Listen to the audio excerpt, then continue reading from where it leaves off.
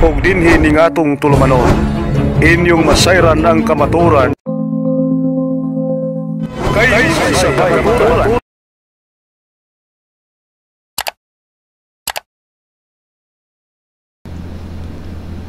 Brothers and sisters in the Lord, ating mga kapamilya sa buong Pilipinas at sa buong mundo, sa iba't ibang dako ng daigdig, nandito naman kami ulit para magbahagi sa inyo sa ating gabi-gabing pagpalalim sa mga kagandahan na discovery natin sa simbahang Katoliko.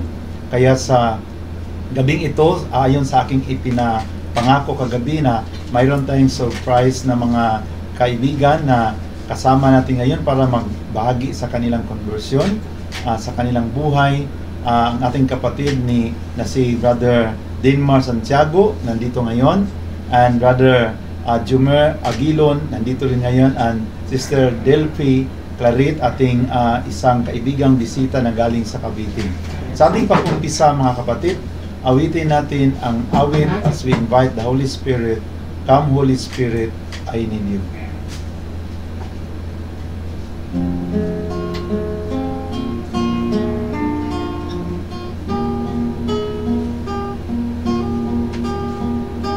Come, Holy Spirit, I need you.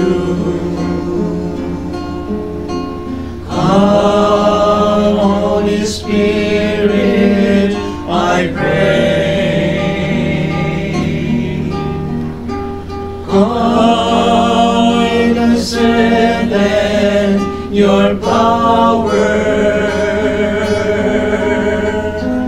Come in your own special way. Come like a spring in the desert. Come to the weary of soul. Lord, let your sweet healing power touch me and make me whole. Halina, Espiritu Santo, kinakailangan kita. Siglang lakas lang mahina, pag-asa namin lahat. Hallelujah, hallelujah. Jesus is coming, He's coming again. Hallelujah, hallelujah. Jesus is coming again. Hallelujah, hallelujah. Jesus is coming again. Hallelujah,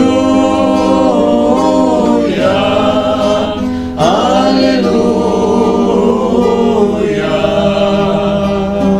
Jesus is coming again. Jesus is coming again. Jesus is coming again. Loving Jesus, we are so excited of your second coming. to see you face to face as what is being promised in your word. And at this moment, you are with us by your word and by your Holy Spirit. Open our heart and mind as we listen to your instruction according to what is written in the gospel. Give us the wisdom and understanding to put it into practice in our lives. We ask this through Christ our Lord. Amen. In the name of the Father, the Son, and the Holy Spirit. Amen. A reading of the Gospel according to Luke. Glory to you, O Lord. He told them in a parable, look at the fig tree and all the trees. When they sprout leaves, you can see for yourself and how that summer is near. Be careful, or your heart will be weighed down with the dissipation of drunkenness and the anxieties of life, that day will close on your unexpected like a trap. Be always on the watch and pray that you may be able to escape all that is about to happen, and that you may be able to stand before the Son of Man. The Gospel of the Lord. Praise to you, Lord Jesus Christ. Before tayo magbigay mga kapatid ng ating mga pagbabahagi, bigyan mo natin ng isang malakas na palakpak ang Panginoon. Praise the Lord. Ngayon, awitan muna natin si Mama Miri nandyan sa ating harapan. Awitin natin ang Stella Maris, awit sa pagmamahal dahil sa kaniyang pag-aruga at pagmahal sa ating tagapagligtas, ating Panginoon Kristo. Kaya dapat siyang ating pasalamatan dahil tinanggap niya ang responsibilidad na magiging nanay sa ating tagapagligtas, alagaan para magiging perfect sacrifice sa ating Ama, ang kaniyang pag-alay sa kaniyang buhay para sa ating kaligtasan. Let us now sing to the Blessed Virgin Mary, Stella Maris.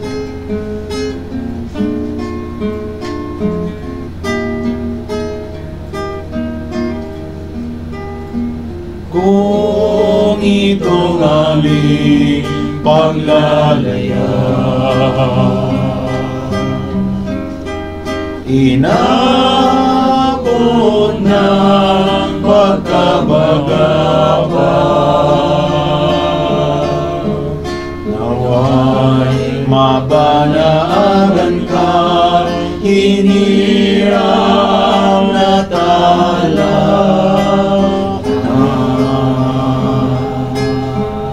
Umaga, kahit alon man ng pangamba,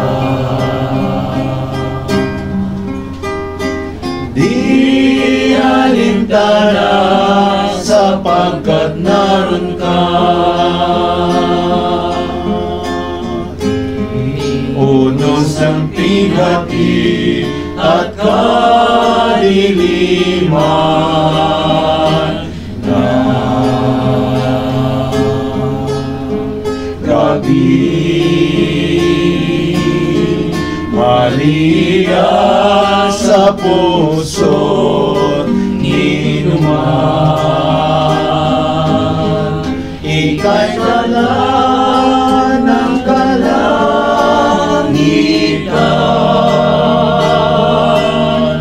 Ningning mo ay walang pagmamalim,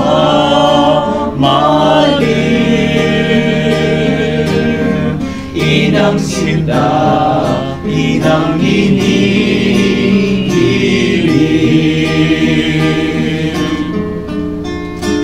Tagawan kami, aming ina, sa kalangitan naming pita, nawa'y maging hantungan, pinakamimithi kaharian. Maria sa puso't inuman. Ika'y kalan ng kalangitan.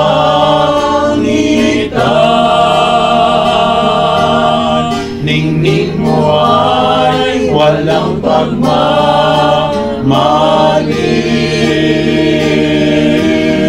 Inang sinta, inang iniiliw.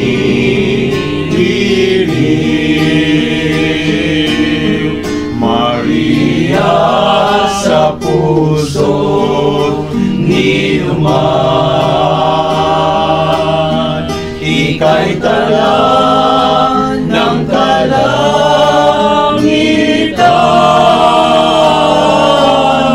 Ningning mo ay walang pagmamaliw.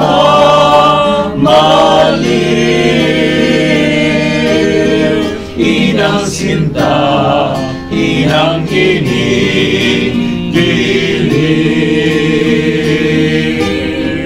Inang sinta, inang iniiliw.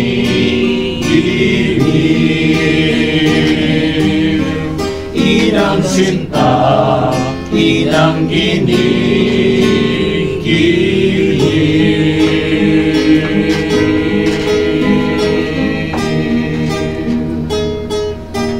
Maraming salamat sa ating mga singers. Palakpakan natin sila.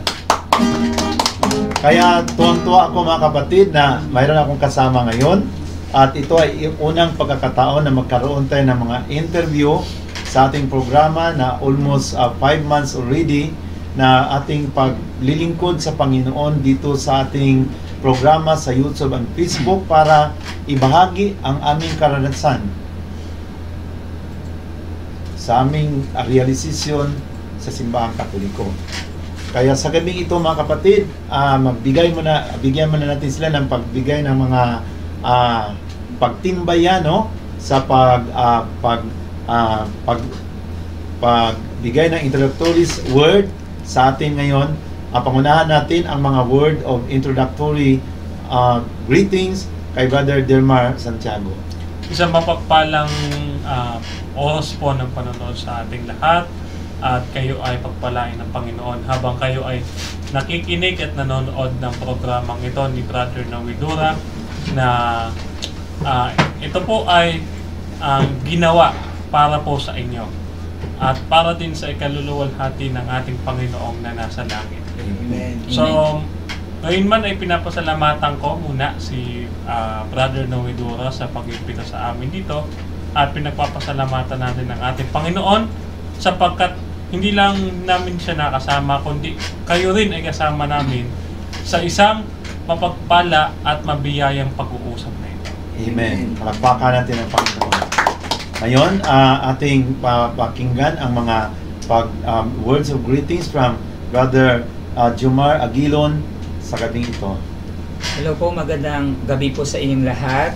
Unang-una po, nagpapasalamat po kami sa Panginoon sapagkat narito po kami na maibahagi ang aming karanasan about sa aming Catholic faith, and also nagpapasalamat din kami na through this apostolate or through this what do you call this program ay mabahagi namin kung paano kami mananatiling sa simbahan ng tinatag mismo ng ating Panginoon, ang Simbahang Katolika. So, sana po ay ma-bless po kayo, tayong lahat sa pag-share po namin ng aming mga experience. Amen. Palakpakan natin si Brother Jomer. Ngayon, words of greetings sa ating kasama din ngayon na nag-iisang Rayna dito sa ating ating programa, Sister Delphi, mga words sa greet our audience. Ayan. Magandang gabi po sa inyong lahat na nanonood po ngayon. Maraming salamat po sa pagsubaybay. And sana po marami po kayong matutunan sa bawat storya na ihahayag po ng ating mga converts. And sana po mas marami po tayong matutunan at mas pag-igihan po natin ang pag-aaral sa ating doktrina ng Iglesia Katolika. Yun lamang po. Pagpalang buhay po sa inyo. Palakpakan din sa Delphi.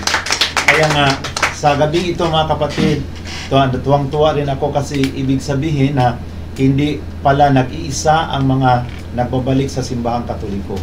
I'm so happy for the visit of Brother Denmark and Brother Jumer. Kasi si Brother Jumer, galing din siya sa isang born again church, no? Generally speaking. At also si Brother Denmark, kilala natin siya dahil sa kanyang paghayag at na-interview na siya sa iba't ibang programa sa ating mga apologies sa buong Pilipinas.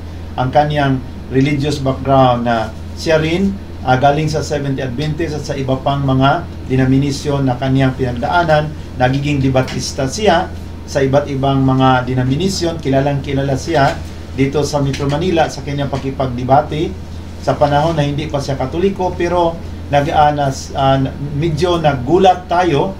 At ako naman kasama ang aking mga Brother Windel sa Osamis, and Father Darwin, and also Brother Adrian, Father Abi, at iba pang mga Brother Mil Manalili sa amin at sa iba pang mga Catholic faith defender na siya ay talagang nagiging converted. First, hindi ako naniwala na nagiging converted siya kasi sa kaniyang mga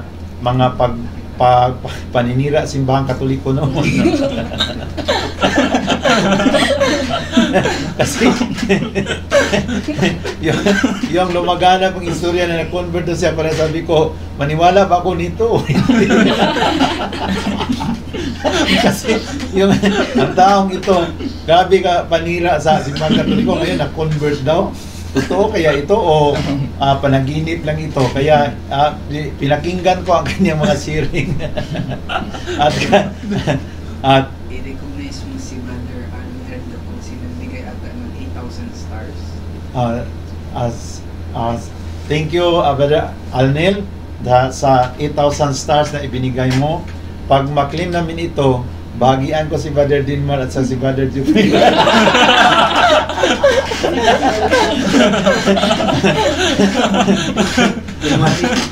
January. Matagal po na January ko convert.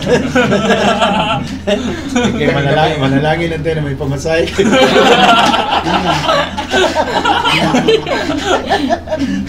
Kaya yung narinig ko, in-interview siya ni Father Darwin, parang unti-unti akong naniwala. Kasi maniwala ka, grabe ka manira simbahang Katoliko ngayon na-convert pala, hanggat in-interview siya ni Brother Adrian Milag. Medyo nagiging 70% ang aking pagpaniwala.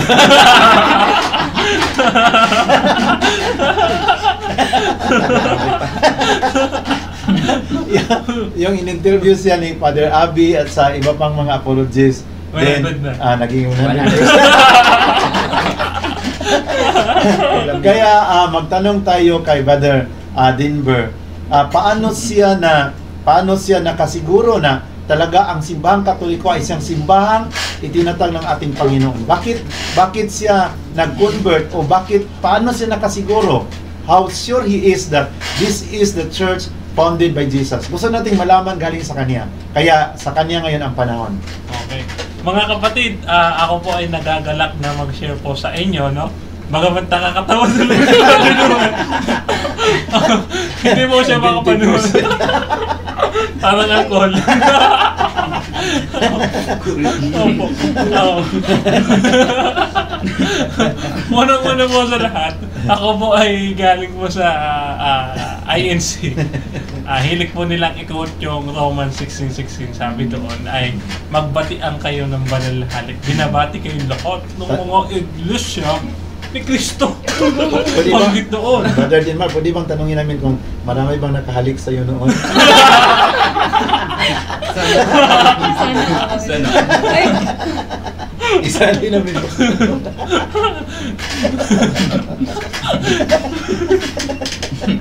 Hindi mo, wala nga pa nakahalik sa akin. Akala ko hindi mo mabilang.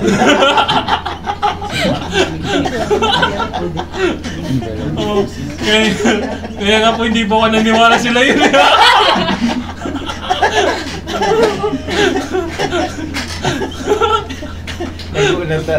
Kinabahan ako kasi matagal kang sumagot, di ba? Isip-isip ko, ilan yung nagkalik sa'yo. Banal na. Okay, pakinggan natin si Brother Dilman. Yun nga po, unang-una ay napagtanto ko na ay isinulat sa Roma. Na nakasulat siya sa Roma. So, eto mga kapatid, yung itinatag ng ating Panginoon Kristo, kasi mayroon akong standard ko na naisip kung bakit ako ay naniwala na ang Katoliko o simbahang Katolika ay tunay na iglesia. Unang-una sa lahat po, kung ating babasahin, no? Dito po sa Mateo 16:18, kabisado nyo na po ito. lagi po nilang binabanggit yan. Ang sabi doon, at sinasabi ko sa iyo, ikaw ay Pedro, sa ibabaw ng batong ito ay itatayo ko ang aking iglesia. Ngayon po, may 3 puntos po doon mga kapatid, no? Unang-una sa lahat, ang sabi doon ay ikaw ay Pedro. At sa ibabaw ng batong ito, no, maliwanag po doon sa talata na pinatutungkulan ng kausap ng ating Panginoon Kristo ay si Apostol Pedro. Amen. Sinabi doon, at sa ibabaw ng batong ito. Amen. Hindi niya po sinabi na at sa ibabaw ng bato ko. Hindi naman eh. Kaya sabi niya, at sa ibabaw ng batong ito. Sino yung ito? Si Pedro. Yun po, no? Unang-una sa lahat, yun po ang pinaka naisip ko, no? At hindi naman po sinabi noon na at sinasabi ko sa iyo, ikaw ay manalo. Hindi niya sinasabing gano'n. Kaya, ayun yung aking napagtanto na naitayo ang iglesia sa pamamagitan at pinagtayuan yung foundation ng iglesia ay si Apostol Pedro, ay iyon ang unang dahilan kung bakit tayo dapat maniwala. Kasi wala nang ibang pinagtayuan. Sabi nga doon sa Efeso 2:20, wala pinagsasaligan, no, ay mga apostol.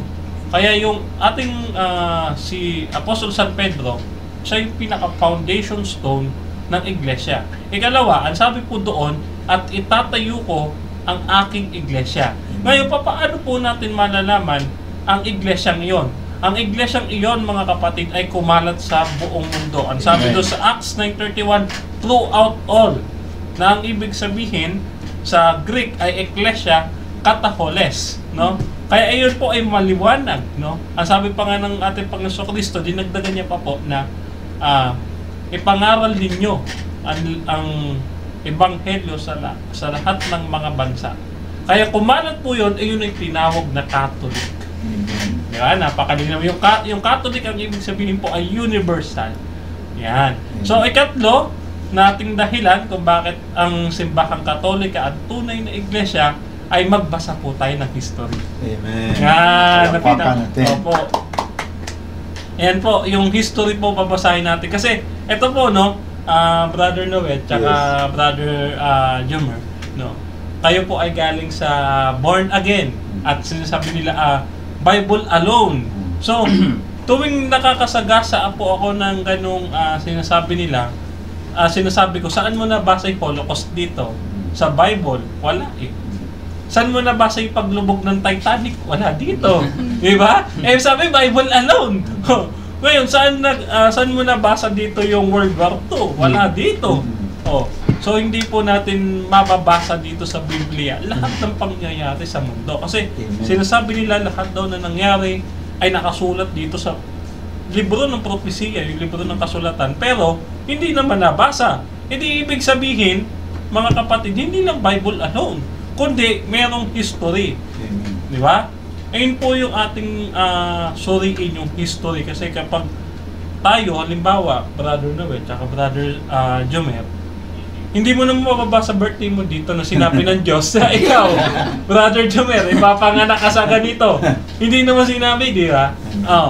Hindi, ang babasihan mo ay ang history. Tatanungin mo nanay, tatay mo, tay, kailan po ako pinanganak? Ganon. Ayun po yung 3 dahilan, mga kapatid. Salamat po, Brother Dinver. Palakpakan natin siya. Kaya napakaganda, no, ang kanyang, kung sa born again pa kami, ang aming paniwala na kung hindi ka mag-born again, hindi ka maligtas. So Katoliko, Adventist, Iglesia, hindi makapasok sa langit, kailangan mag-born again. Kaya sabi nga din po ng iglesia, pag hindi ka umanib sa kanila, hindi ka maliligtas. So, puro mayroong mga paninindigan, di ba? Opo. Oo. So bago tayo magpatuloy sa ating mga sharing, tanungin natin si Brother Jumer kasi isa din siyang born again from Christian Bible Fellowship na nagiging converted sa Simbahang Katoliko. Mga ilan ng taon, Brother Jumer, ang pagbalik ng Simbahang Katoliko? It's almost 2.5 years. Okay, so ngayon, pakinggan natin siya kung ano ang dahilan bakit na bumalik siya at ano ang kasiguruhan na sigurado siyang Katoliko talaga ang simbahang itinatag ng Panginoon. Yun po, as a born again po dati, naniniwala kami that personal relationship only with God can save us. So, ang naging basihan ko po na ang Catholic po, ang tunay na simbahan is yung totoong may personal ka na relasyon sa Diyos. So, paano ko po masasabi na as Catholic, may relasyon kami sa Diyos? First of all, ang Catholic lamang po ang nagpapahalaga sa mahal na Birheng Maria. Amen. Kaya, yun po ang unang batayan ko na ang Catholic Church ang totoong simbahan. Ang totoong may relasyon sa Diyos. Kung may relasyon tayo sa Diyos, may relasyon tayo sa Kanyang Ina. Pangalawa po, maraming mga santo, maraming mga tao ang nabuwis ng kanilang buhay, nagpakamatay, nag-alay ng kanilang mga dugo para lang po sa simbahang itinatag mismo ng ating Panginoon. Amen. If we trace the history po, galing kay Saint Peter, hanggang sa pupo natin ngayon, makikita natin na ang doktrina ng Simbahang Katolika ay hindi nagbabago. Yun po ang isang patunay na totoo at solid talaga ang Catholic. Amen. Yun po ang Amen. basehan. And there is a communion of saints that even the people, the living and the dead, may communion sa isa't isa through the Holy Spirit and through Jesus Christ and God the Father. Ayun po ang pinaka naging basihan ko or naging patunay ko na totoong simbahan po ako. Nasa totoong simbahan na po ako. Amen. Amen. Maraming palakpakan din sa Brother Jumer. Ngayon, paano kasiguro si Sister Delphi na Katoliko talaga ang itinatag ng Panginoon? Well, ako din po kasi, nagkaroon din ako ng part na tinanggap ko na the Catholic Church is not the true church. Kasi Talaga? yun nga, sumasamba daw sa ribulto. Pero habang inaaral ko yun lagi pero habang inaaral ko yung doktrina ng Iglesia Katolika, kagaya nga ng nabanggit, tayo lang yung nagbibigay ng parangal sa ating kay Mama Mary, kagaya ng pagbibigay ng parangal ni Jesus sa kanyang ina. And kagaya din po na nabanggit nyo kanina, Matthew 16:18, one of my favorite verses to prove that the Catholic Church is the true church. Kasi, di ba, kagaya nga po, sinabi, the gates of Hades shall not prevail against it. Yes. So, ibig sabihin, hindi po pananaigan. Ang dami na pong pinagdaanan ng Iglesia Katolika. One history proves is yung Ottoman Empire and yung pagsakop niya sa Vienna, yung sa mga Kristiyano. Pero, isipin mo, outnumbered yung mga Kristiyano. Pero, at the end of everything else, nanalo pa din sila. Amen. Kasi iba talaga kapag tatag ni Kristo. So talagang, Amen. wala na akong tutol sa Matthew 16:18, Iglesia Katolika. Palakpakan Confident natin. ako. Mga kapatid, tumawa kasi kami kasi yung sabi na sinamba sa Katoliko ang ribulto, kahit na klaro naman na hindi sinamba, ipinilit namin para madagdagan ang mag-convert. Yun kasi ang ipilit namin ba. Kahit na wala namang pare nagturo na sambahin ang ribulto, pero ipilit namin para mayroon kami mag-convert, madagdagan ang aming members ba, no? Yes. Kaya, but sometimes you are magiging guilty ka of your own doing.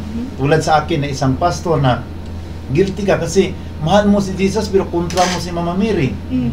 Mahal mo si Jesus pero inaway mo ang mga santo. Tama. Ikaw daw ang magiging santo, matilyuhin ko ang mukha mo.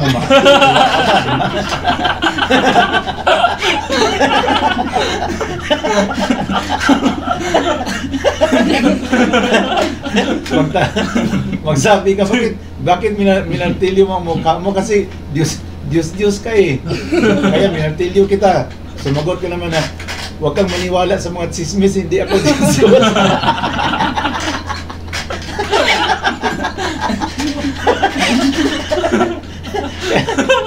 Kailan ako nagsabi na Diyos ako. Chismis lang yun sa iba. Kaya, wag mo naman kayo, makipag-usap muna kayo sa akin bago ka bago mo ako martilyuhin. Kasi kung mag-exchange tayo ng posisyon, ikaw ang santo, hindi ka nga nagtatanong kung totoo bang isyo. Martilyuhin kita kaagad.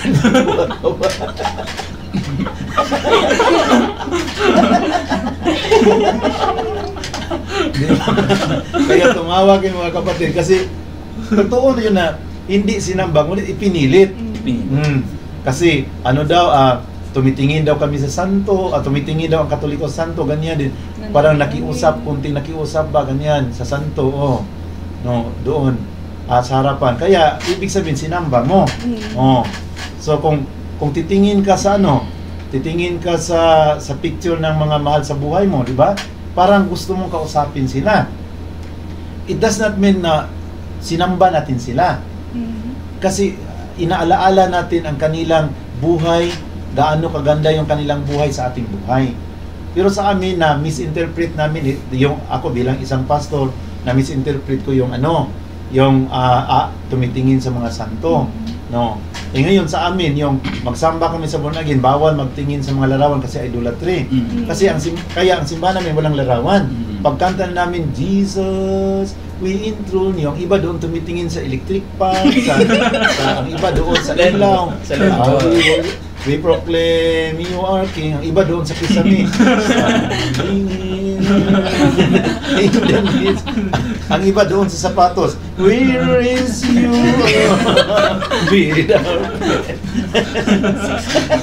Kaya kung ang pagtingin ay pagsamba, ngayon wala ka mang ibang matinginan. Kaya ngayon sa pastor po ako sa noon, kailangan na bago kakanta ng worship song, utusan ko kaagad na aking mga members na close your eyes. Kasi kung hindi ko sila mautusan, sometimes doon sila sa akin tumitingin.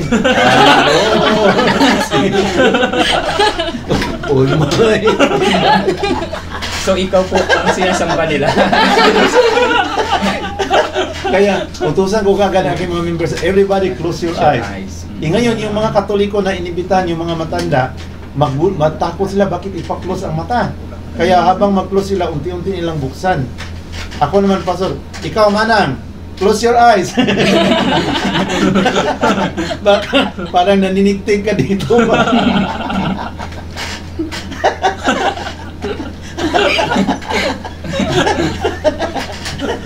Bakit close open yung mata?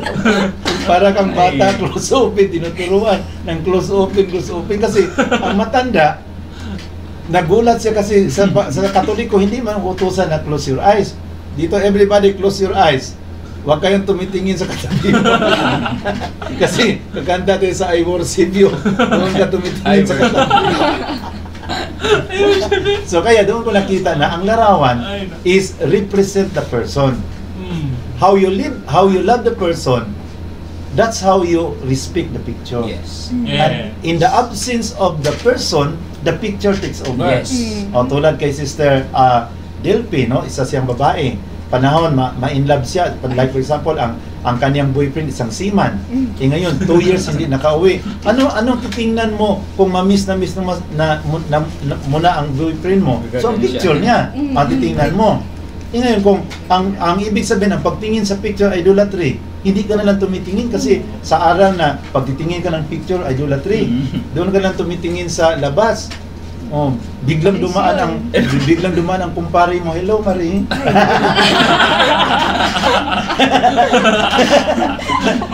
Siya na ngayon yung so masipa na doon tayo sa picture titingin. Kaysa titingin kayo sa labas. Ngayon, sabi sa argumento ko naman noon, marami nag-argue na, paano mo siguro na yung picture ni Jesus is picture talaga yun ni Jesus? Kaya nga, hindi kami niwala na picture yun ni Jesus kasi paano ka nakasiguro may digital camera ba noon na nahirapan nga sila noon kasi black and white lang yung camera nila. Ang sagot ko naman, kung nag-alinlangan kayo sa picture na ito, then sinabi mo mali ito, ibig sabihin, alam mo kung anong tamang picture. So yung inisip mo tamang picture, i-produce mo yan, yun ang ilagay natin dito. Saan man yun? Wala pa. Sige, ito lang muna kasi ito man ang available. Yung sinasabi mong perfect, hindi pa man available. So, ito lang muna, hintayin namin yung sinasabi mong available.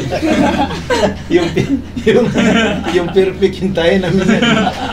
So, the picture takes over when the person is absent. Yes. No? Kaya while waiting the coming of Jesus Christ, ang kanyang mga larawan ay nagbigay sa atin ng inspirasyon. Ang Sacred Heart sa ating mga suliranin sa buhay, ang Divine Mercy pag makita natin ang larawan ng ating Panginoon. Yes. Pag makita natin ang larawan ng Panginoon, ay talagang nagbigay sa atin ng inspirasyon.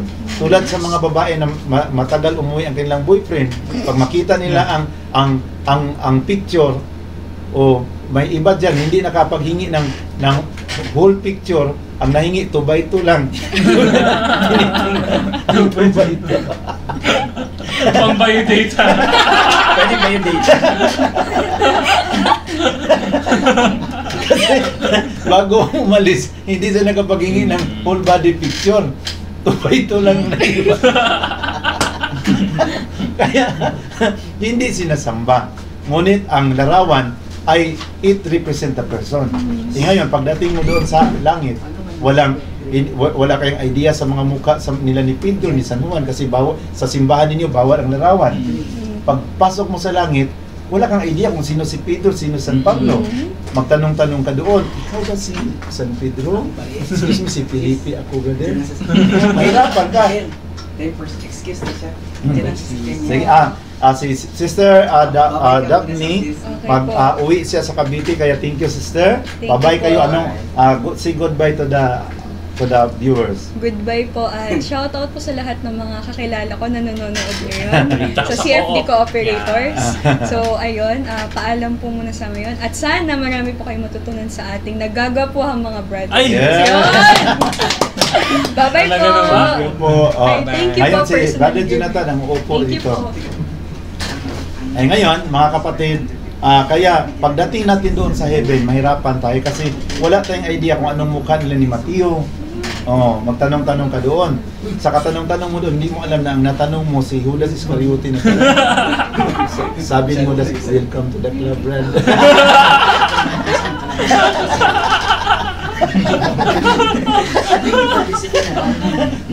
Believe talaga ako, grabe ka. Master ka talaga manira sa Katoliko sa doon. Welcome to the club. Kaya tanungin natin ngayon si Father Denver kung ano ang tinatawag na divine intervention sa buhay niya. Bakit siya nag-open at nagsasaliksik simbahang Katoliko? Ano yung divine intervention yung sinasabi mo, Father Denver, na nagkaroon ka ng panaginip? Opo. Kasi bago po yun, nagkaroon ng pandemic, Brother Noe, tsaka Brother Jumer.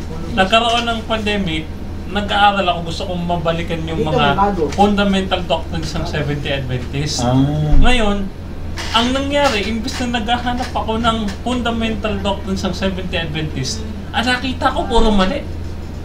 Puro mali. Sabi ko, Lord, bakit ganito pinakikita mo sa akin? So ngayon, nag-pray ako. Bigyan mo po ako ng sign. Kinagabihan, ako ay nanaginip. Nakita ko si Mama Mary, naka-blue siya. Talaga? Yan, naka-blue siya.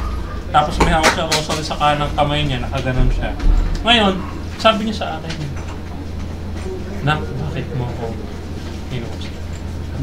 Yun ang sabi na, bakit kayo inuusig? Ngayon, ang reaction ko, syempre, hindi ako makapaniwala. Kasi sa totoo lang, sa akin, bilang ako ay dati protestante, hindi ko naman aakalain Brother Noel at Brother John na magsasalita ang ating ina sa akin, sa yung mga salita nyo. Kaya alam mo, dali-dali ko binura yung mga articles ko sa Facebook. Dali-dali ko siyang binura kasi may mga paninira ako doon sa kay Mama Mary. Kay Mama Mary, no? So, sumunod naman, kasi meron na akong sign eh. Sabi ko, Lord, isa pa, bigyan mo ako ng sign ko, totoo talaga to. Kasi baka imahinasyon ko lang Baka niloloko lang ako, baka ang dami ko lang kinain, di ba?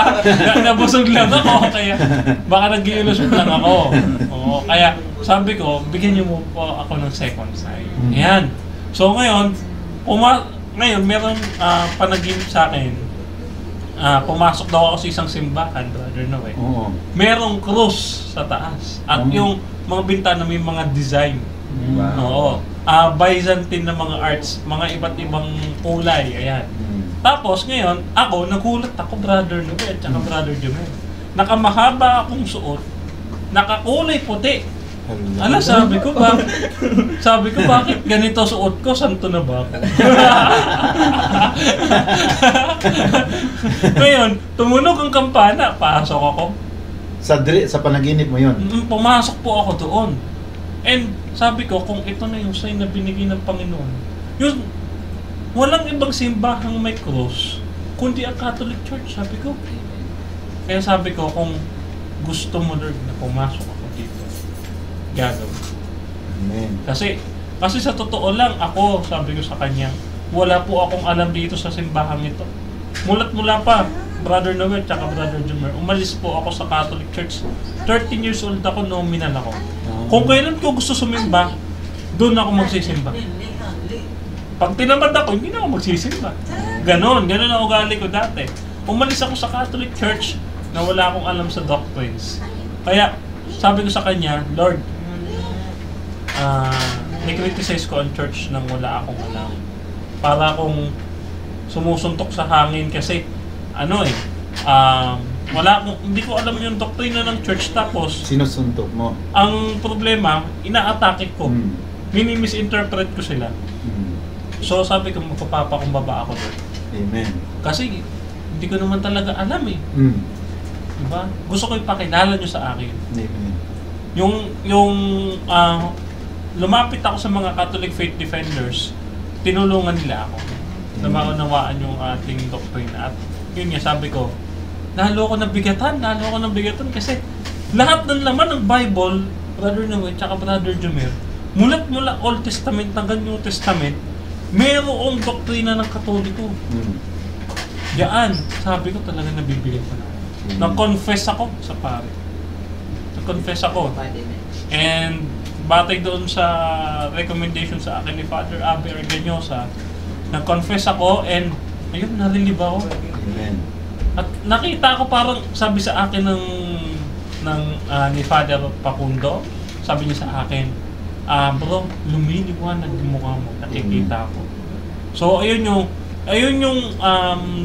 divine intervention ng ating Panginoon na pinakita niya sa akin na parang si Apostol Pablo, ang pinakita sa kanya, Brother Noe, ay ang Panginoon Kristo.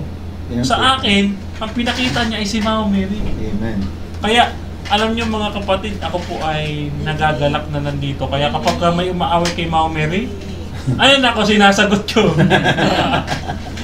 Sinasagot ko kasi si Mama Mary talaga, sinimula akong minahal. Amen. Sinimula ko siyang minahal at tinanggap ko sa aking buhay. Sabi ko, nagpapasalamat ako sa ating mahal na ina. Amen. Palakpakan natin si Brother Joel. Kasi, bakit si Jesus hindi, noon si Paul, si Jesus ang nagpakita kay Paul kasi si Paul hindi naniwala kay Jesus. Opo. As a Messiah. Ngayon, ikaw naniwala na kay Jesus, ngunit hindi ka naniwala sa mahal na ina. Opo. Na inay. Kaya ang nagpakita sa iyo ang mahal na inay. Opo. Kaya tulad yan sa nangyari kay Brother Rudy Dalasa, bininyagan last October 31 sa Tacurong City, isang ring pastor sa Pentecostal, na yun pa rin ang dream niya, parang similar sa iyo na nagpipreaching siya, pumasok sa simbahang Katoliko at nakadamit puti.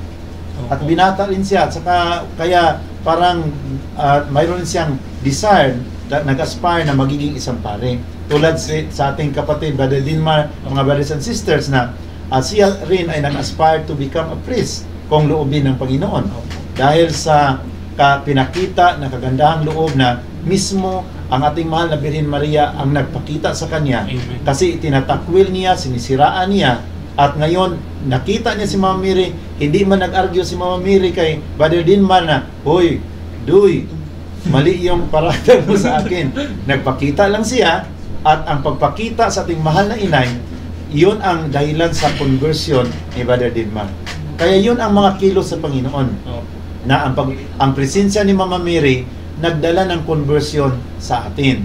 Kasi yun ang nangyari kay Elizabeth, yung nag-encounter sila, si Elizabeth nag-experience ng feeling of the Holy Spirit. Amen. Nabigkas niya ang makatotohanan, wala siyang kaalam-alam.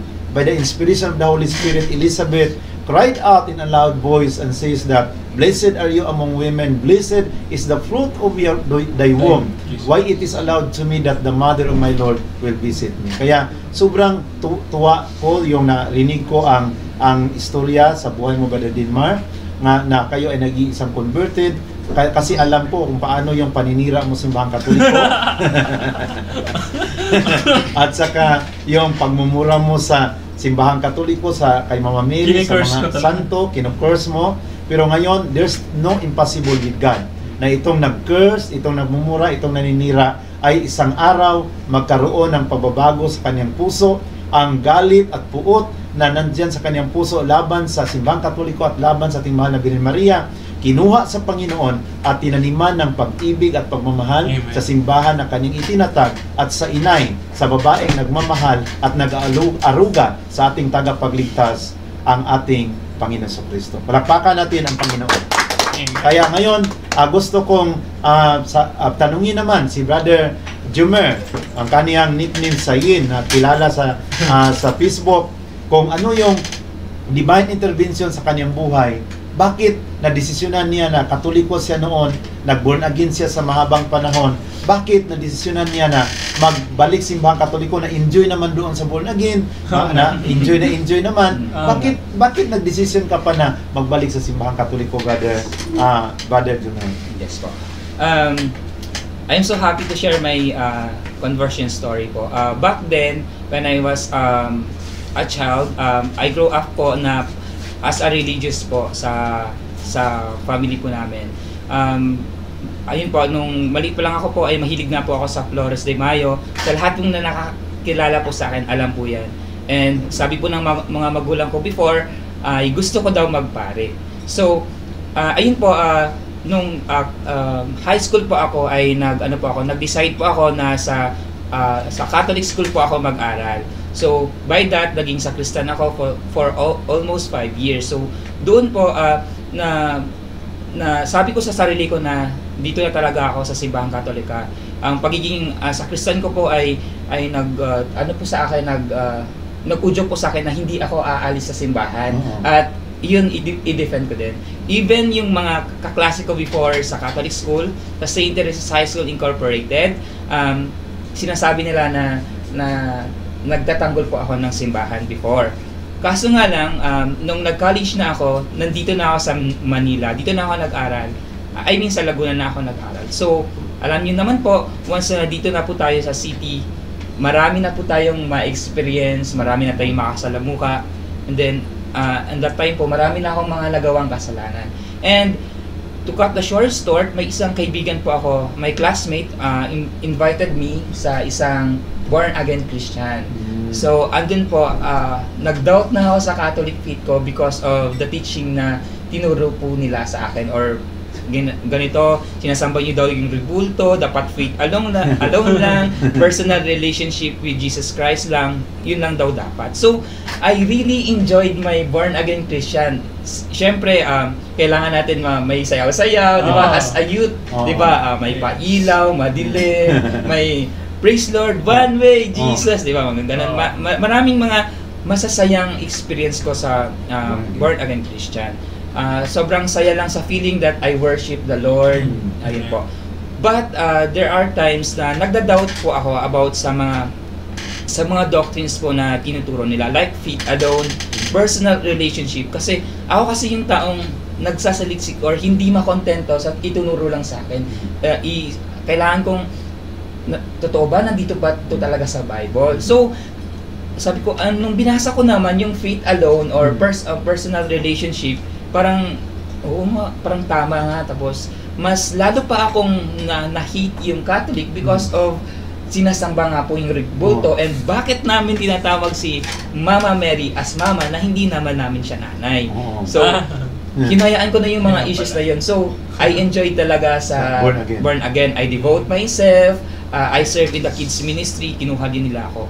But, yun lang, napaghinaan lang din ako ng loob. Sorry, to be honest, napanghinaan lang ako ng loob na nung wala na akong ma-invite or naidala sa church na magiging disciple ay napaghinaan lamang ako ng loob na tatanggalin ka sa ministry or hindi ka muna pwedeng mag-serve sa ministry kasi wala kang invite or wala kang bunga. Yes po. Kasi para po sa akin na experience ko doon na once hindi ka nakita na wala kang invite or wala kang disciple, wala kang bunga. So parang ang patunay mo na totoo yung faith mo, Brother Noe, Brother Derman, kailangan may inaalagaan ka ba na ka-churchmate or may nadala ka doon sa simbahan. So parang yun yung patunay. At hindi ka po sikat kung wala kang nadadala sa simbahan. So napaghinaan ako doon and by that, nag-search na ako about faith alone, ganyan po. And hanggang nag-start na ako sa pag-doubt na yon, nag-graduate na ako sa Laguna. So, umuwi ako ng probinsya, hindi na ako nakapag-church doon. Bumalik ako dito sa Quezon City, hindi na doon sa church. So, naghanap ako ng panabagong Born Again Christian Church. Kasi, naniwala na talaga ako doon sa personal relationship with Jesus Christ. So, pero wala ganun eh. Ganun pa din sa ibang mga churches. So, spiritual dryness, wala. Ayun po. One time, before mag-pandemic, may isang pare na nagmisa po doon sa simbahan. It's about temptation of Jesus Christ. Hindi ko talaga makalimutan yung misa na yon. Ewan ko, alam kong Bisaya din yung yung pare. So there is a doctrine of the Catholic Church na binasa niya sa Bible, in-explain niya. So tiningnan ko nga sa Bible, andun nga, sabi ko. And doon parang sobrang sobrang na-touch din ako sa sinabi ng pare. Kasi sobrang, sabi ko, bakit naniwala ako sa ganito? Bakit naniwala ako sa ganyan? Na hindi man lang ako nagbukas ng Bible. And that time, doon po ako nag-umpisa nagsaliksik.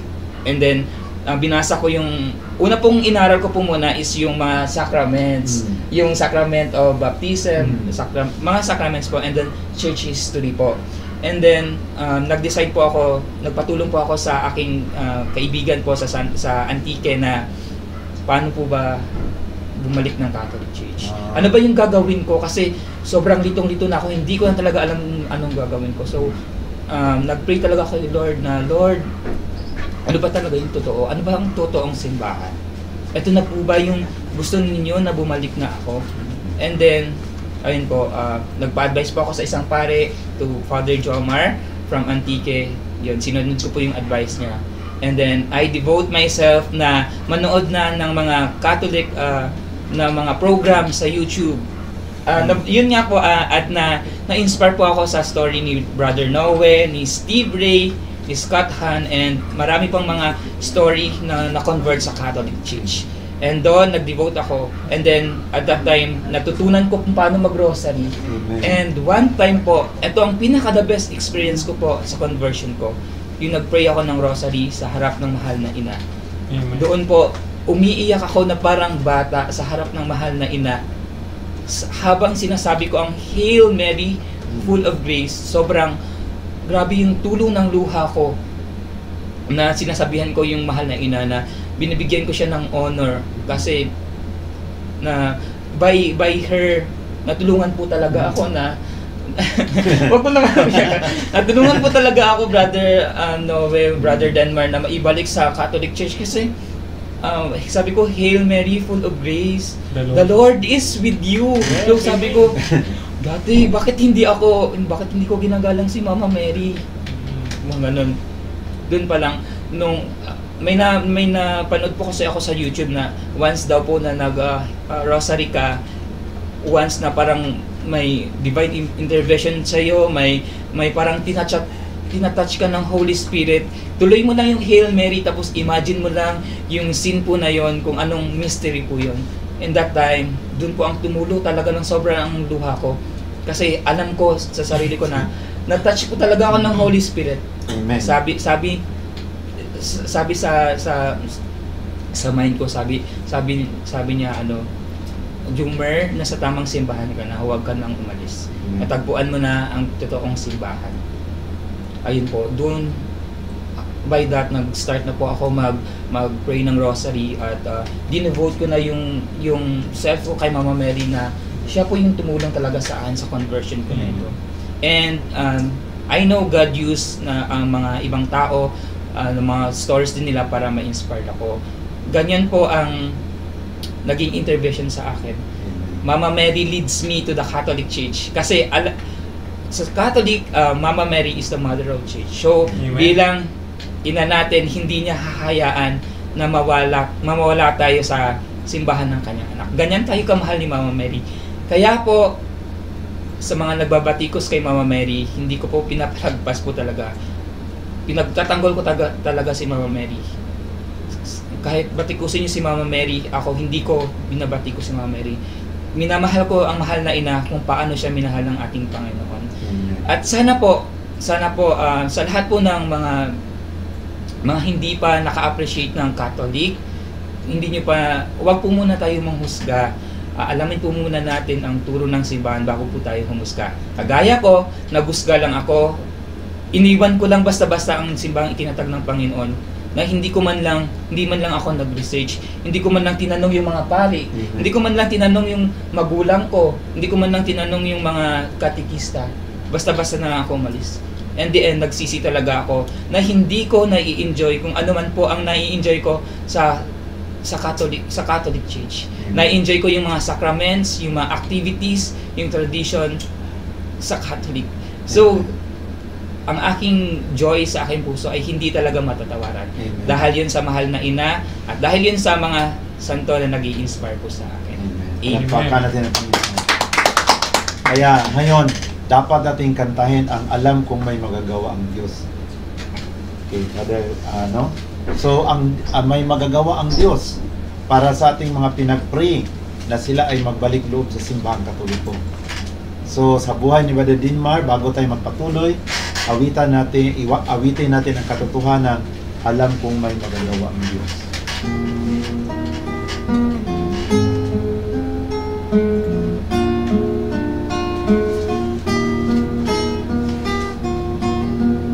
Alam mo may magagawa ang Diyos.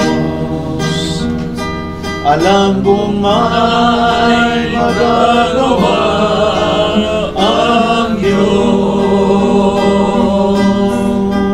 Kung ako'y magtatapat sa Kanya'y maglilingkod, alam ko may magagawa ang Diyos.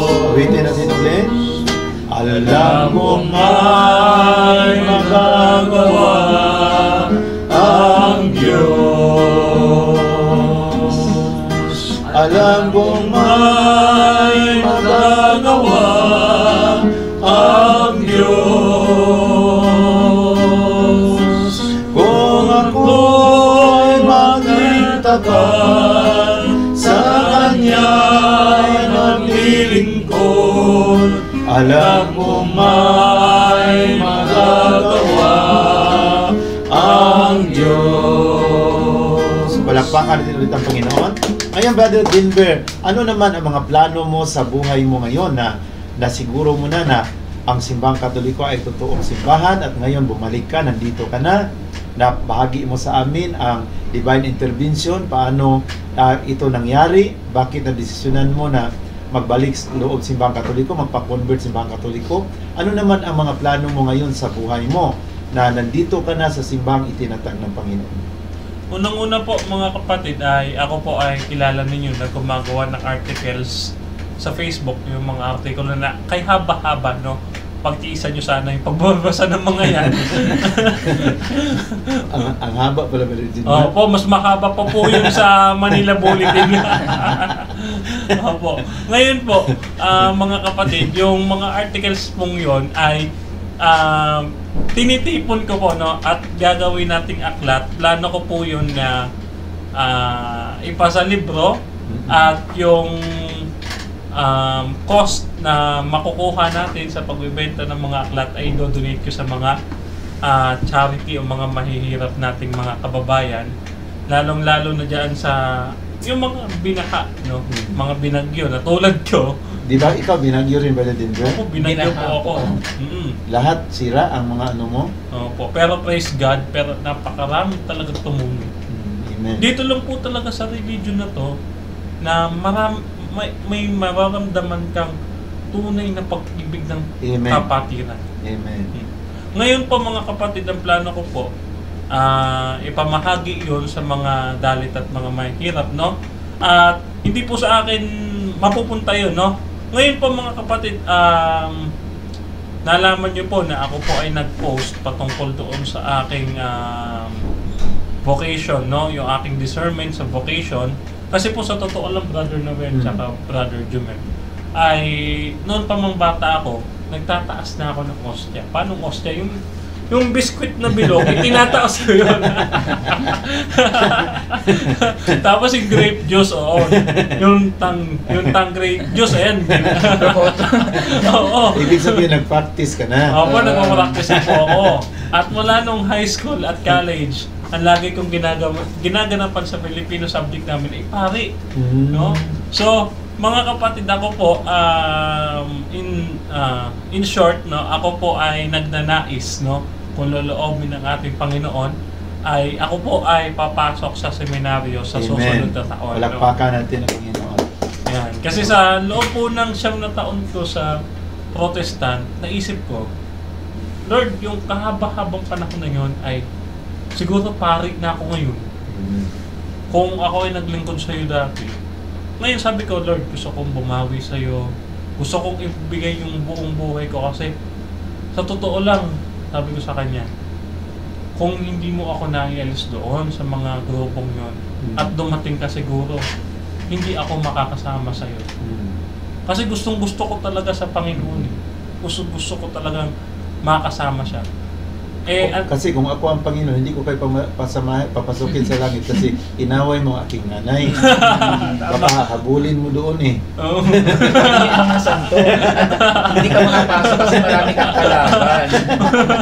Hindi lang si Mama Mary di ba? Yung mga santo pa. Pati ang mga santo sabi, Lord, wag mo yung papasukin sa langit kasi ang larawan pa lang namin, minartilyo na.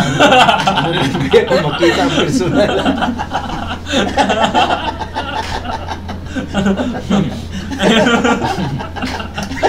Ang tanong, sa langit ba? Ang picture pala, minartilyo na. Ano na kaya makita ang personal. Papalakulin mo na.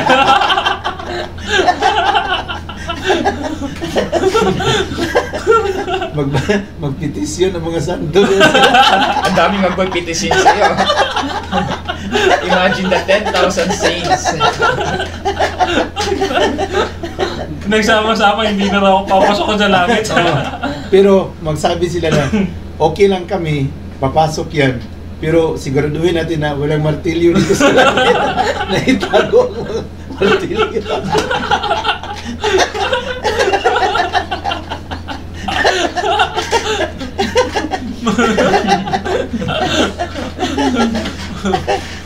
Ayun po. So ako po, pag magpapari po ako, no, ako po ay, alam nyo po na nasa Catholic Faith Defender po ako, no. Ngayon, mga kapatid, lastly, no, ay hinahangad ko rin, no, mga kapatid, na dito sa aking ginagawang paglilingkod sa inyo, Amen. ay mas marami tayong marating. Sa totoo lang, meron tayong YouTube account na nakapangalan sa akin. Amen. Mga kapatid, ito yung plano ko kasi, mga kapatid, na itong YouTube account na gagamitin doon sa pangangaral.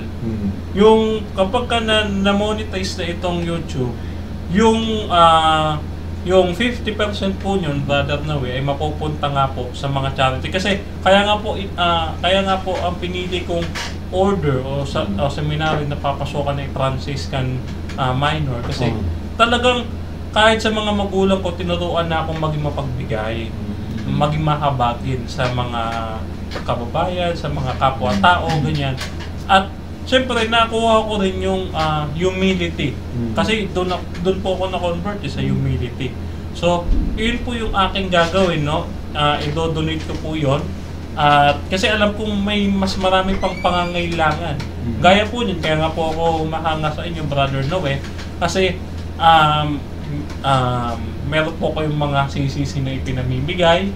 Yun po ay napakalaking tulong sa mga Katoliko na suriin ang doktrina ng ating simbahan. So, gusto ko rin po na tularan kayo, no, sa inyong magandang halimbawang ibinigay sa amin. So, ang gusto ko sana ay makatulong sa mga kapatid sa pamamagitan ng maliit lamang na bagay, mga kapatid, na maibigay sa inyo, nawa ay ma-appreciate po ninyo. Amen. Amen. Palampakan natin ang Panginoon. Kaya, tuwang-tuwa ako kasi si Brother Dinma maawain sa mga mahirap. Ngayon, may awa ka sa mahirap, pero sa aking nanay, minartilyo mo ang larawan sa aking nanay. Walang klarong awa ito.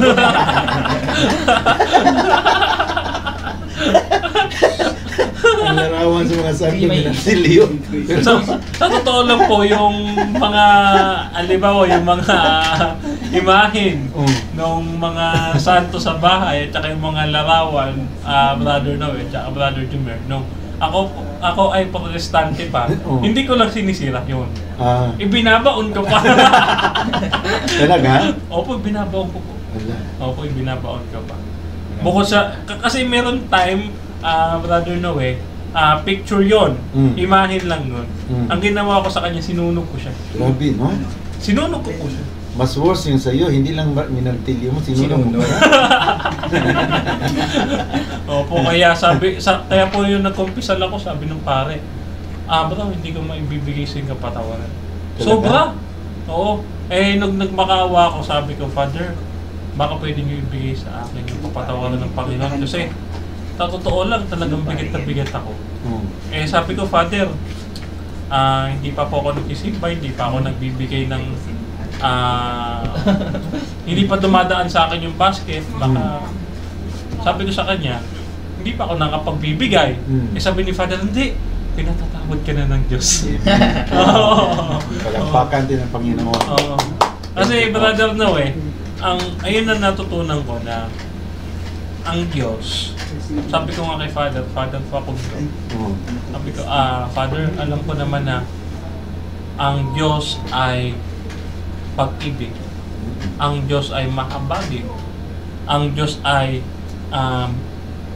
mayaman sa pagpapala. Hindi niya naman hadlangan yung kanyang lingkod na magkaroon ng kapayapaan. Amen. Sa kanyang kalooban at pamumuhay, no? So sabi ko, Father, ibigay niyo po sa akin yung aking hinihingi sa Panginoon. Amen. At binigay niya. And sabi ko, praise the Lord.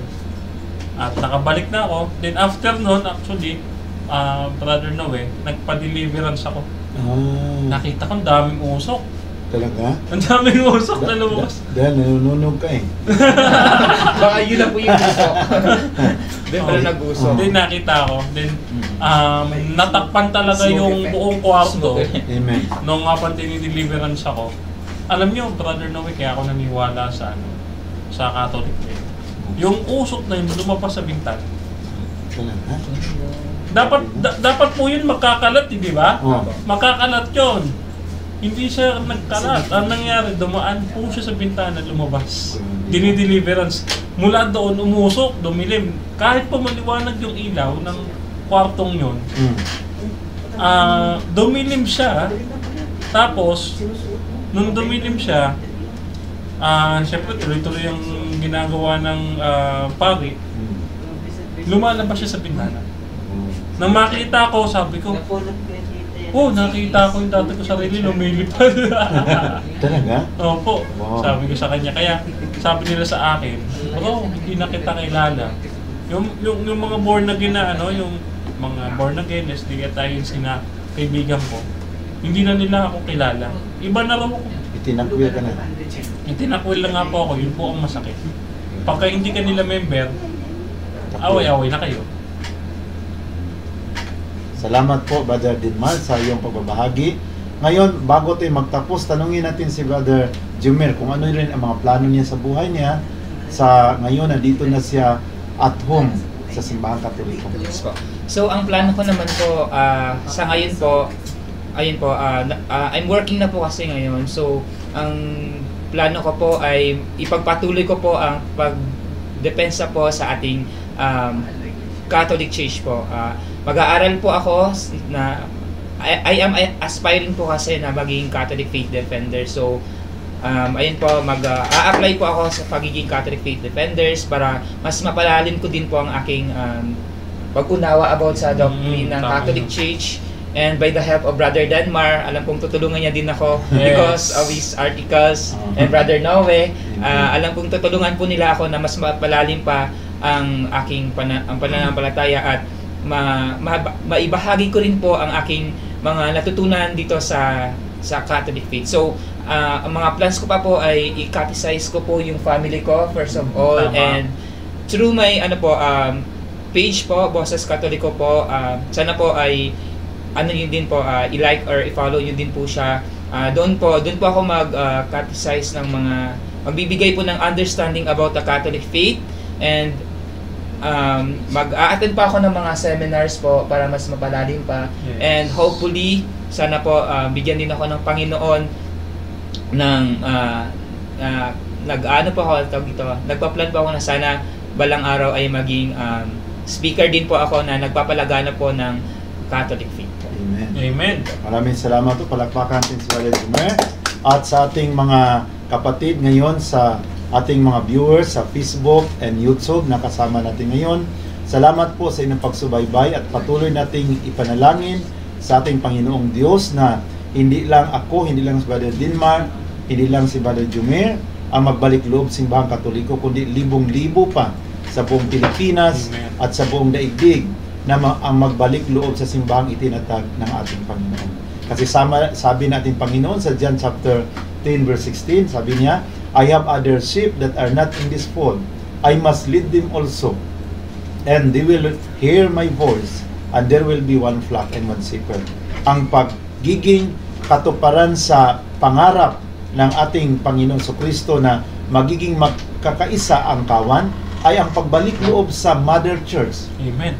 To make these longings of our Savior realize the unity of all Christian is not to establish another churches or another denomination, but to return to the Mother Church, the Catholic Church. Amen. Proven in the history and in the Bible that this is the church founded by Jesus. Ito lang ang simbahan na mayroong kasaysayang nakadugtong mula ngayon pabalik sa ating Panginoon Kristo.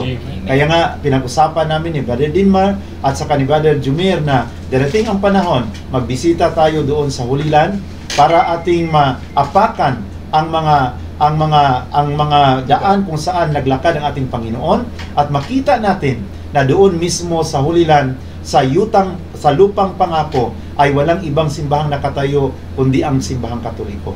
Kahit sa kanyang libingan, kung saan siya isinilang, sa tahanan ni Mama Mary at ni Joseph doon sa Nazaret at sa bahay ni Pedro doon sa Capernaum, ang Simbahang Katoliko ang nakatayo na nagpapatunay. Ito ang simbahan sa kasaysayan. Ito ang simbahan na iniingatan sa ating Panginoon Kristo for almost 2,000 years. At tinupad niya ang kaniyang pangako sa Matthew chapter 16 verse 18 that even the gates of hell shall not overcome against my church. Kaya sa gabing ito, napaka tuwang-tuwa ako sa pagdating ni Brother Danmar at ni Brother Jumer na kasama natin ngayon. Sana po marami pang mga convert ang magiging kasama natin sa programang ito, lalo na sa pagtapos sa pandemic. Patuloy tayong mag-interview, loobin ng Panginoon para maibahagi nila ang kanilang experience, bakit sila ay nagbalik loob, nagiging converted sa simbahang itinatag ng ating Panginoon Kristo. Palakpakan natin ang Panginoon. At sa oras na ito, mga kapatid, kung may tanong si Sister Nela. Anong tanong, Sister Nela? Ang tanong niya nito. Tanong ko kay Brother Noe, bakit sa wedding of Cana, bakit kay Mama Mary nagsabi yung mga helper? Bakit hindi doon sa may-ari ng kasalan? Ang ating sagot, bakit doon nagsabi kay Mama Mary ang mga helper? Of course, ang mga helper doon, ang unang nakaalam, di ba? Ang unang nakaalam sa sitwasyon. And as helper, mayroon silang tinatawag na knowledge between sa pamilya ng groom, di ba? So ang logic natin yan, Sister Nina, na bakit doon naglapit kay Mama Mary, kasi alam nila na kung doon sila lalapit diretso kay Jesus, pwede sila matanggihan. Pero kung doon sa ating mahal na Birhen Maria, sila lalapit, alam nila na kung ang inay ang maghingi sa anak, kung maibigay naman sa anak, hindi kayang tanggihan sa anak, kung kaya naman niyang ibigay, lalo na kung ang kanyang inay ang naghihingi sa kanya. Bakit hindi sa may hari ng wedding or sa part ng wedding? Bakit? Yung ikinasal doon sa Pagdabog pamilya niya. ikinasal. Bakit doon sa kinasal? Bakit? Yun ang tinatawag natin, Sister Nina, na hindi natin mabigyan ng paglilinaw diyan bakit hindi doon nagsabi directly, no, sa groom, no, sa family, sa kasalan. Ngunit mayroong malaking posibilidad na inutusan sa pamilya yung mga alipin, no, na sila ang magpaalam sa mahal na Birhen Maria, kasi nakakahiya yun na kayo mismo ang maglapit doon kay Mama Mary, ikaw ang pamilya sa groom, di ba? You are the groom's family, naubusan kayo. Kaya inutusan niya tulad dito, no, sa ating mga kapitbahay na mayroong pangangailangan ang mga kapatid sa kapitbahay, ang utusan nila ang kanilang anak. Sabihan mo si bro kung mayroon ba siyang available.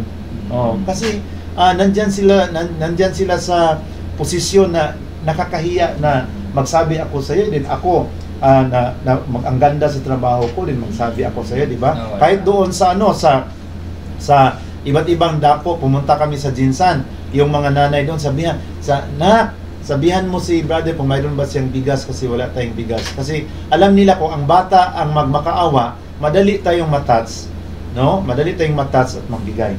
Kaya alam naman, no, doon sa kasalan na kung inutusan ang mga alipin, kasi trabaho naman nila yon, kasi utusan man sila, kaya there's possibility na doon inutusan ang mga alipin para sila ang magpaalam sa true Mama Mary sa sitwasyon sa kasalan. So there's always a reason to that, at makita natin yan sa ating true to life experience, kasi nakakahiya Kahit na ako, ginagawa ko yun, sabihan ko si Jonathan na, Jo, ikaw na lang ang magsabi doon na wala tayong pangbayad sa kuryente, no? Ikaw na lang, kasi nakakahiya. Maniwala kaya sila na wala akong pangbayad sa kuryente, na palagi ako naka-Amerikana, naka-necktie, naka-long sleeve, parang sobra pa sa manager ng bangko, pero di ba? Ngayon, itong mukha na palaging nakasuot ng Amerikana, naka-necktie, ngayon magsabi na, bro, wala kaming bigas. Sabi niya, grabe, naka-Amerikana ka ba dyan? Wala ka palang sasaingin.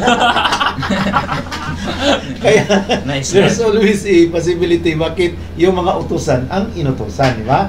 Kaya tulad sa akin, no, parinig-rinig sa mga kayo na lang, ikaw na Jonathan magsabi doon, tulad sa Jinsan, no, sabi ko sa isang convert pastor na, ikaw na lang bahala dyan mag-disseminate, kasi yung mga sa ministry dyan, kasi baka, kung ako palagi ang mag-disseminate, nakahingi na ako ng tulong sa kanila last year, baka ang tingin sa mga tao kay Brother Noe parang mukhang pira.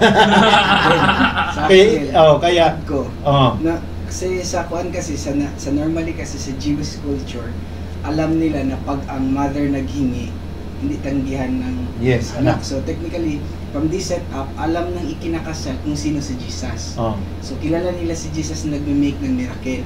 So alam nila kung pag kay Jesus sila humingi ng miracle, alam nila pwede silang tanggihan. Pero sa kultura ng Jews, once ang mama ang maghingi, hindi siya tatanggihan. So technically, yun ang feeling ko, alam to ng mga ikinakasal or mga alipin doon, na si Mama Mary ang nanay ni Jesus, na alam nila pag si Jesus ay si Mama Mary ang humingi kay Jesus, hindi siya tatanggihan. Ito ang point, di ba, Jonathan? Pero hindi lang siya nagpakita, no? Ang point niya, no? Si Brother Jonathan yung nagsabi, pero hindi siya nagpakita sa atin, no? Sa kamera, no? Ang ibig sabihin na, yes, this is the culture of the Jewish people, na pag ang nanay ang maghingi, hindi tatanggihan. Kasi yun ang nakasulat kay Bathsheba, di ba? Lumapit si Bathsheba kay Solomon, sabi niya na, my son, I have a small concern to you. And the king said, tell me my mother. and I will not refuse you. Oh, isabi mo sa akin, and I will not refuse you. Kung si Mama Mary ang magsabi, anak, tulungan mo naman si Brother Dinmar, yung bagong na-convert. Saan yun? Yun bang nanununog sa aking larawan na naka-realize siya? Tulungan mo naman yan. So kung si Mama Mary ang magsabi kay Jesus, bliss na bliss tayo. No? Kung kaibigan mo ang nanay ng mayor, ng gobernador, bliss na bliss ka. Kasi kung anong gusto mo sa gobernador, sabihan mo lang nanay na, pakisabi kay gobernador, ganito kami. So kung ang nanay na magsabi, mag-action ka agad ang gobernador. Kasi nanay eh. Kaya kung kaibigan mo si Mama Mary, swerte ka sa buhay mo. Ang iba, imbis kaibiganin si Mama Mary, inaaway si Mama Mary. Nagulat nga tayo, Brother Dinmar and Brother Jomer, na itong mga palaging nangangaway kay Mama Mary, wala tayong narinig na inaaway nila si Judas Iscariote. Ano bang masabi mo dyan? Si Judas Iscariote hindi nila inaaway, si Mama Mary ang kanilang inaaway. Anong mga masasabi mo dyan? Kasi po, ang kapwa magnanakaw ay galit sa kapwa magnanakaw. Totoo po ito. Halimbawa, itong Bible na to, ayan, Gideon's Bible, yung Protestant Bible. Kanino po nanggaling ang Bible? Ngayon, ang nag-compile po ng Bible ay si St. Jerome sa utos po ni Pope Damaso. So, unang-una sa lahat, ang Bible pala ay Catholic literature. So, bakit nila ninanakaw, Brother Noel, Brother Jomer? Ibig sabihin, si Judas Iscariote na isang makasalanan, no? Galit din sila doon dahil ganun din ang kanilang ginagawa.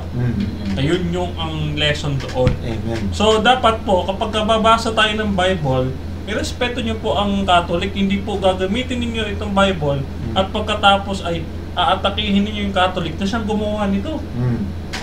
Ako ang Katoliko ang gumawa sa Bible. Ginamit natin ang Bible para sirain ang Katoliko. Di ba? So yun ang ating ibig sabihin ni Brother Dinmar. Kaya ang ating makita sa Kana na bakit tayo makatwiran biblically na lalapit kay Mama Mary maghingi ng intercession dahil sa Kana hindi pinigilan ni Jesus ang mga utusan na doon lalapit kay Mama Mary. Kung mali ang paglapit kay Mama Mary, sinabi sa nakaagad ni Jesus na, "Oy, mali yan, dilitso kayo sa akin. Huwag kayong dadaan sa nanay ko, dilitso." Bakit hindi pinigilan ni Jesus? Yes. Kung hindi nagkomentaryo si Jesus, hindi na pinigilan, ibig sabihin okay. Kasi sabi niya doon lumapit din, sabi ni Mama Mary na wala na silang alak. Sabi ni Jesus, how does it affect to me? Sa Bisaya pa, unsay labot nimo na ako babae? Sabi ni Jesus. Ngayon, kaya nag-away ang isang bagong convert doon sa Mindanao. Kasi sinabihan niya ang kanyang anak na babae na, ikaw na ngayon Katoliko ka na, wala ka nang puro ka lang simba, gabi-gabi. So yung umuwi siya, sabi niya, kayo pa, pinaglaban mo si Maria. Si Jesus nga, hindi niya rin nirespeto si Maria. Sinabihan niya si Maria na, anong pakialam ko sa iyo babae? Sa Bisaya pa, unsay labot mo na ako babae? Pagdating niya, pag-uwi na simbahan, alas 9 ng gabi, sabi niya na, "Hoy, bakit matagal ka?" Sabi ng anak, kasi ang anak man ang nagiging Katoliko, Protestante pang nanay, sinagot niya na, "Unsay labot nimo na ako babae?" Wala ka nang respeto sa akin? Babae na ang tawag mo? Anong pakialam mo sa akin, babae? Sabi niya, "Fernando, tingnan mo yung anak mo. Tinawag na akong babae, wala nang respeto." Sabi niya, "Ma, in-apply ko lang yung tinuro mo sa akin sa John chapter 2.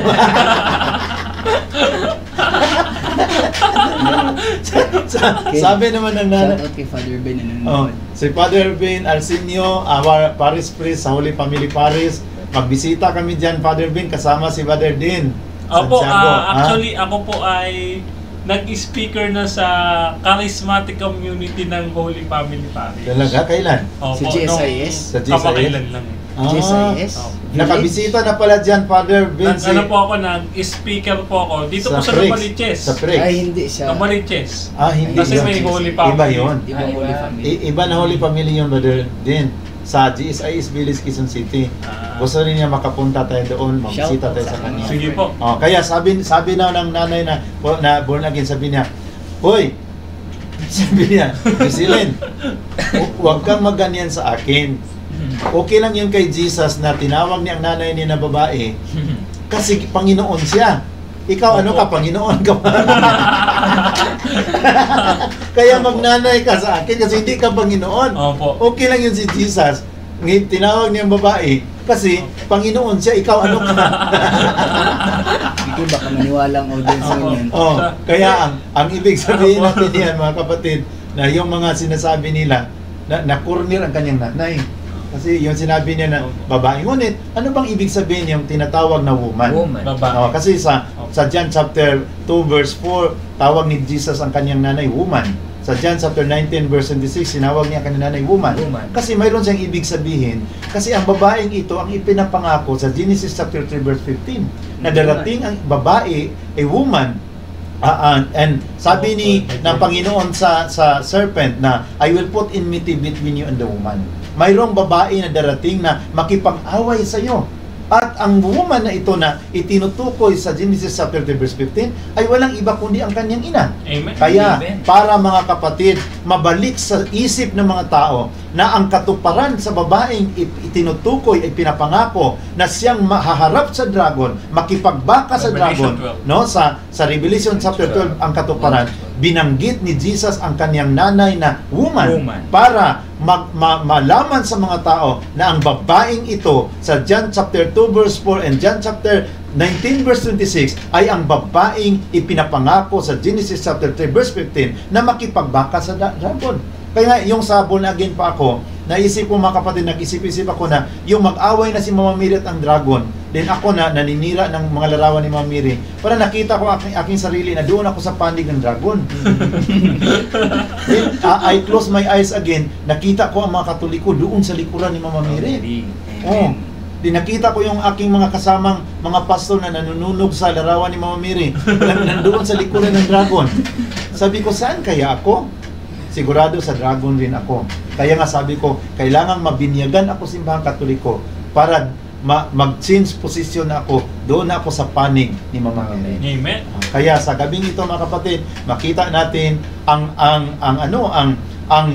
pagkilos ni Mama Mary. Si Brother Dinber sa kanyang paninira simbahang Katoliko, alam ang tagal ko naniwala sa kanya. Pero naniwala ako kasi nandito na siya ngayon, palakpakan natin ang Panginoon. Kaya si Brother Sai naman ang nagbigay sa kanya ng attraction kasi ang simbahang Katoliko lang ang kumikilala sa inay ng ating Panginoon sa Kristo.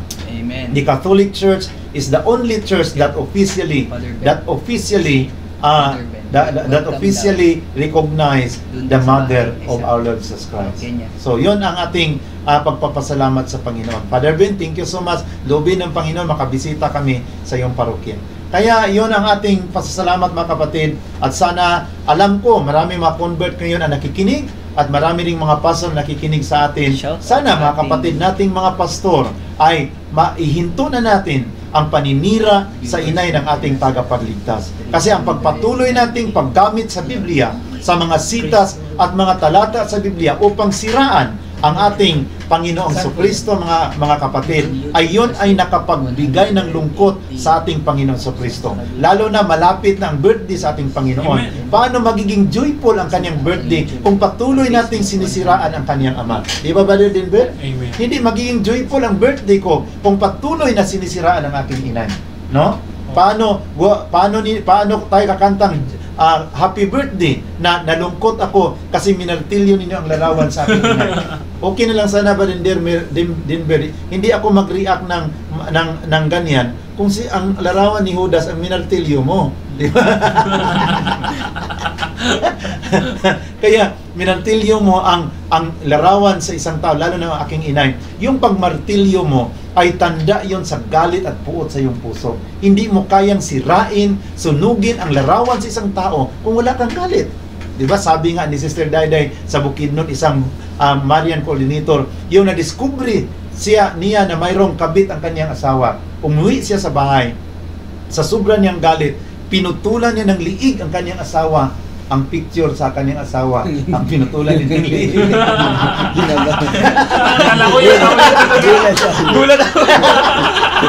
Picture. Gulat ako eh. Kaya sa gabing ito mga kapatid, mayroon pa tayong part 2 kung loobin ng Panginoon. At kasi ngayon, kapos natin sa oras, awitin natin ang awit, Give Thanks with a Grateful Heart. Amen. Pasalamat tayo sa Panginoon sa ating mga grasya na kanyang binigay, sa conversion na binigay ng Panginoon. Pasalamatan natin siya, at sa pagdating nila ni Brother Denmar, si Brother Jumar, kaya maghingi tayo ng last word kay Brother Denver bago tayo aawit sa Give Thanks. Okay.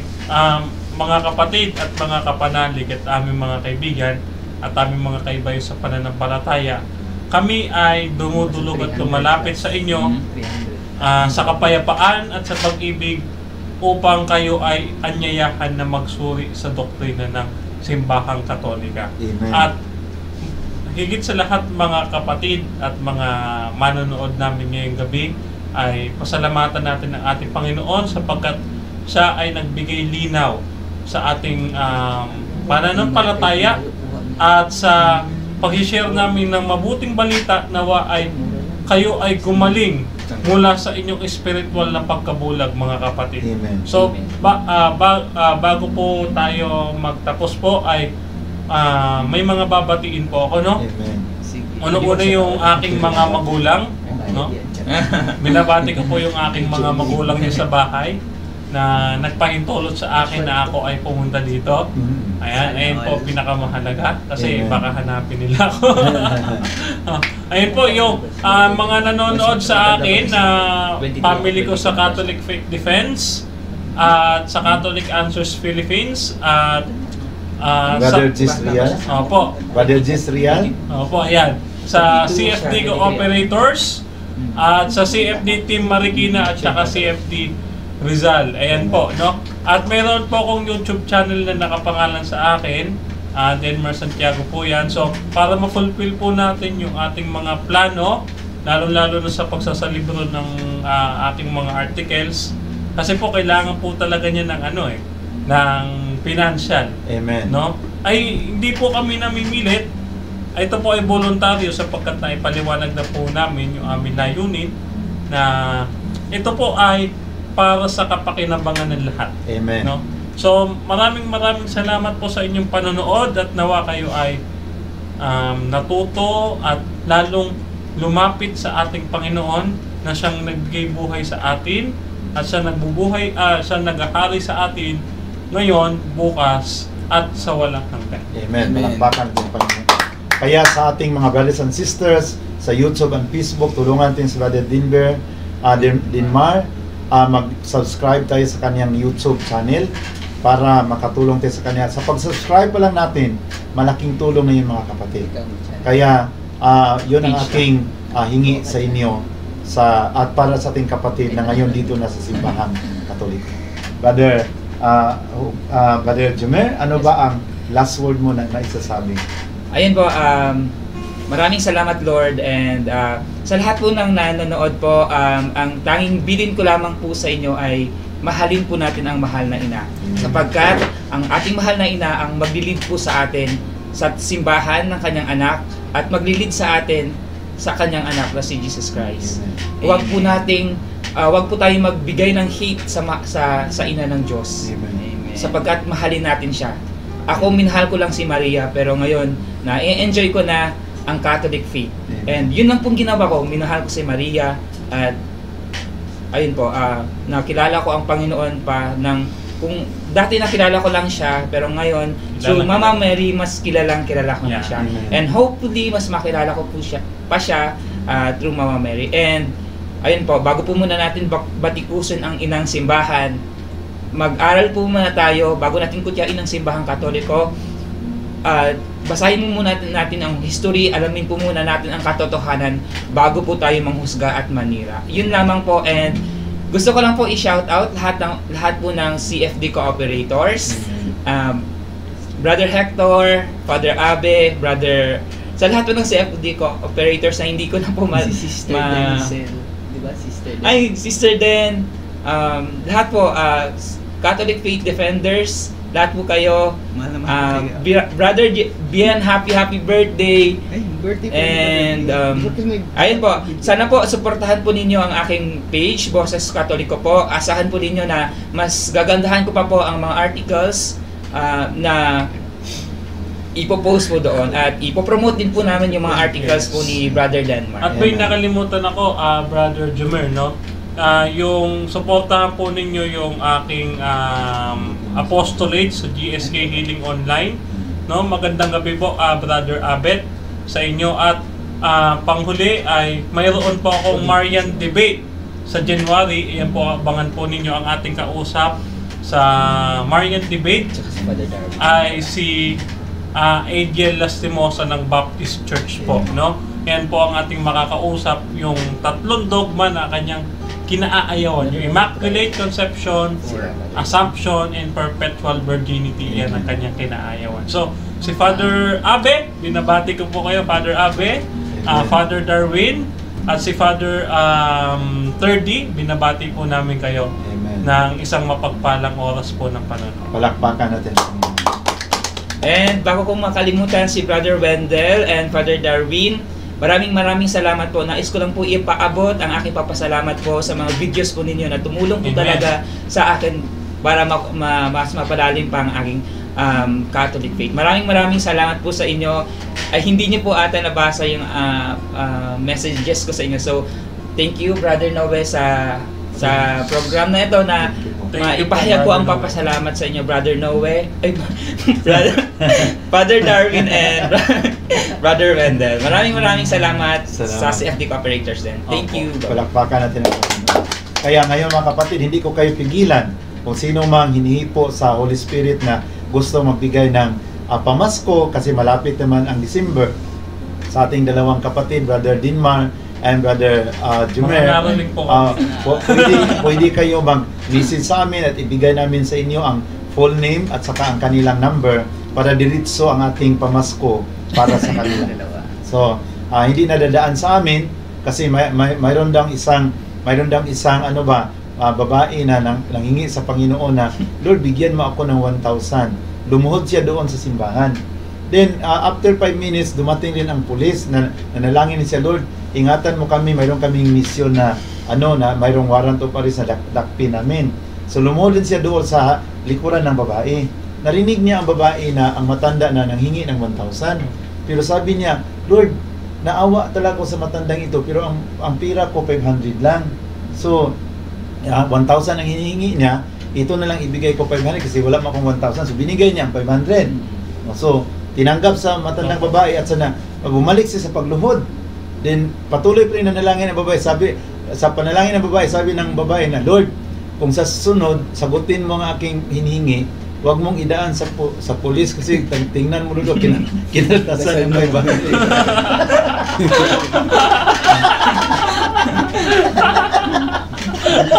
Si Mrs. Dan pala. Mrs. Dan.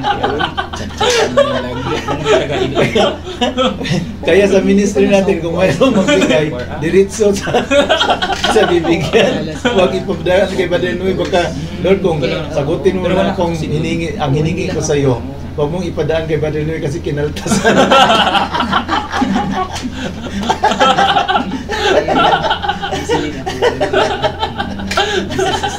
Kaya patuloy nating suportahan ang ating converted pastors of the Philippines. Kami naman ay patuloy na humingi sa inyo ng panalangin sa ating gagawin na two-story building sa General Santos City na dormitory yun kasi darating ang panahon, mag-speaker din si Brother din doon, si Brother Jumer, si Brother Wendell sa mga gathering sa mga pastor. Kung mayroon tayong mga malaking gathering, so mayroon na silang matulugan, mayroon dormitory.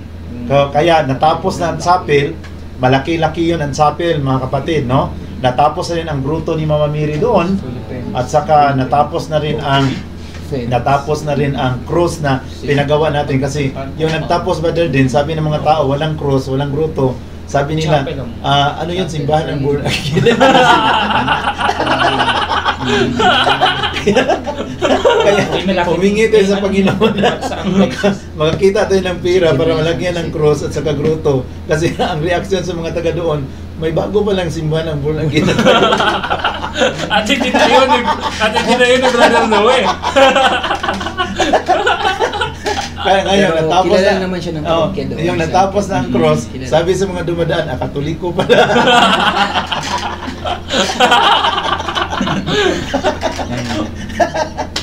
Kaya patuloy nating ipanalangin at kami rin nalangin sa inyo na payamanin kayo sa Panginoon. Amen. Ayon sa nakasulat sa 2 Corinthians chapter 9 and chapter 8 para matulungan natin, matustusan natin ang ministry na ipinagkaloob sa Panginoon sa atin.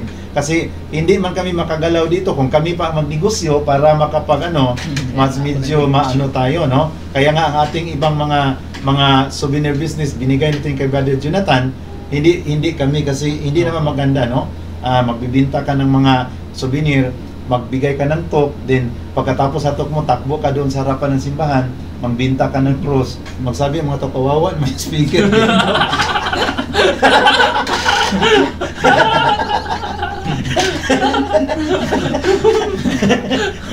Pagkatapos ng madali, paglabas mo na nagtinda. Souvenir. Naka-Amerikano. Ganun na daw.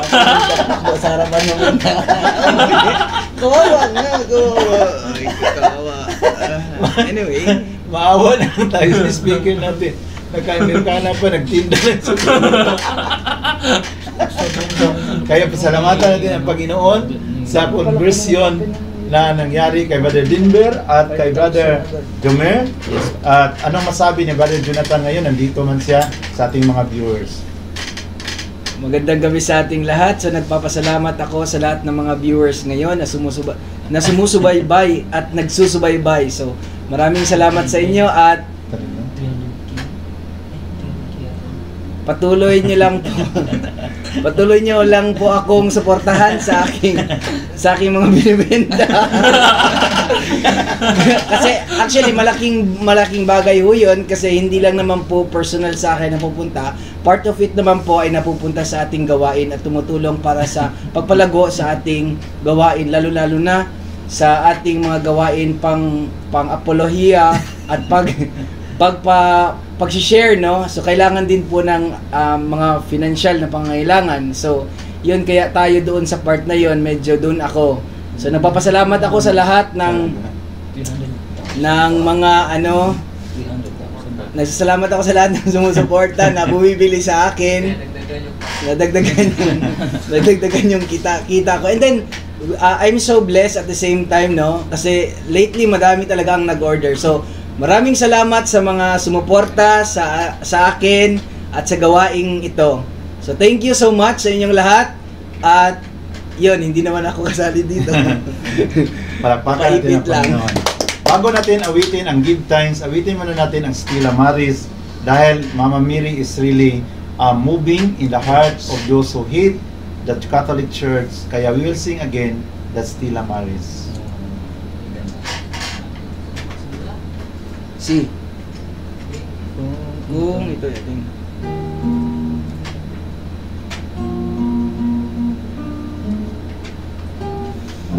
Sira pa naman. Hindi para ko.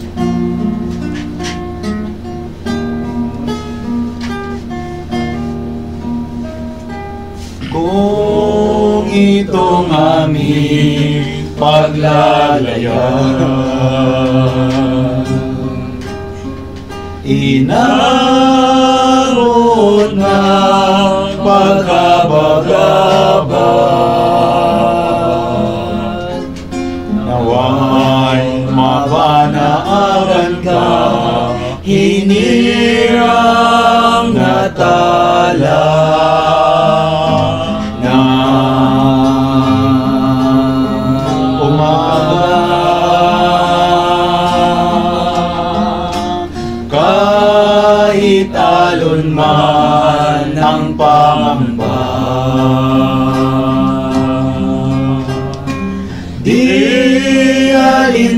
na sapagkat naroon ka. Ni unos at bighati at kadiliman ng gabi. Maria sa puso ni Numan, ika'y dala ng kalangitan.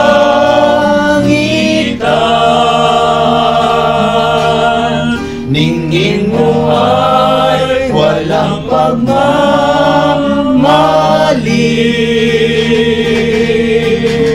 Inang sinta, inang inigiliw.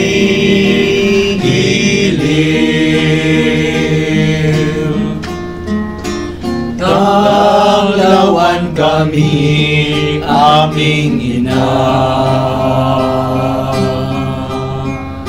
Sa kalangitan naming tita,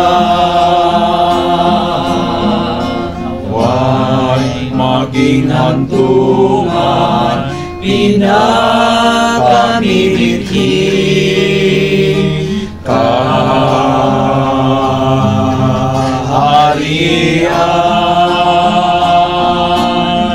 Maria sa puso ni Numan,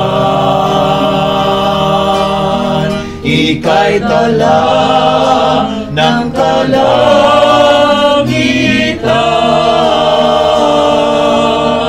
Ningning mo ay walang pagmamaliw.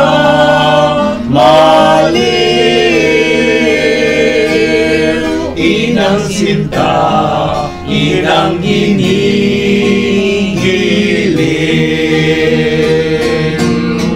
Maria sa puso ni Numan,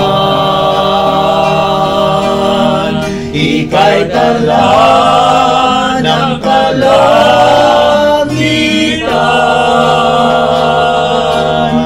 Ningin mo ay walang pagmamaliw.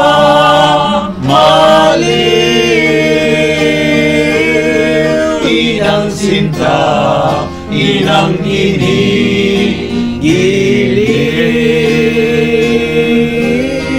Inang sinta, inang inigiliw.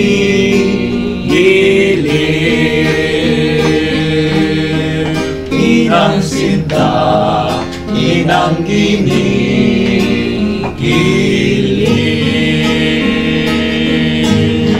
Salamat, Mama Mary, na mayroon kaming ina sa kalangitan na palaging nanalangin sa amin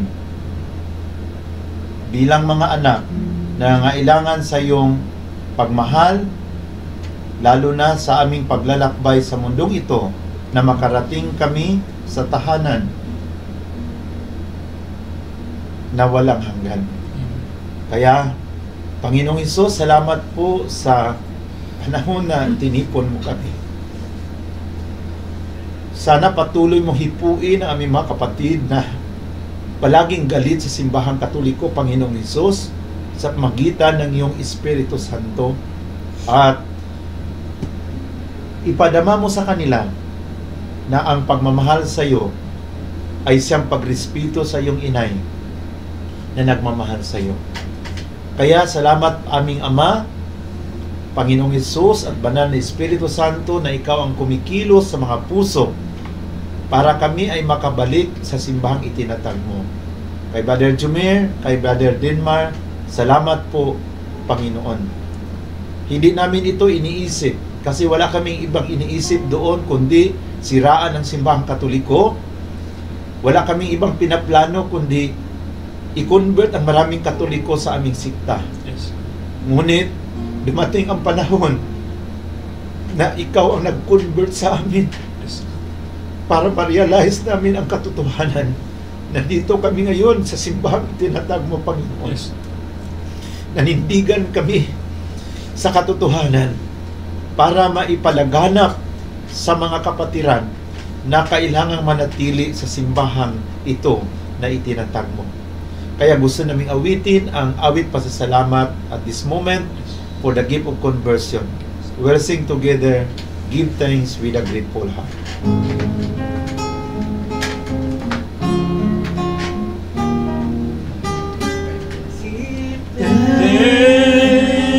With a grateful heart, give thanks to the Holy One. Give thanks.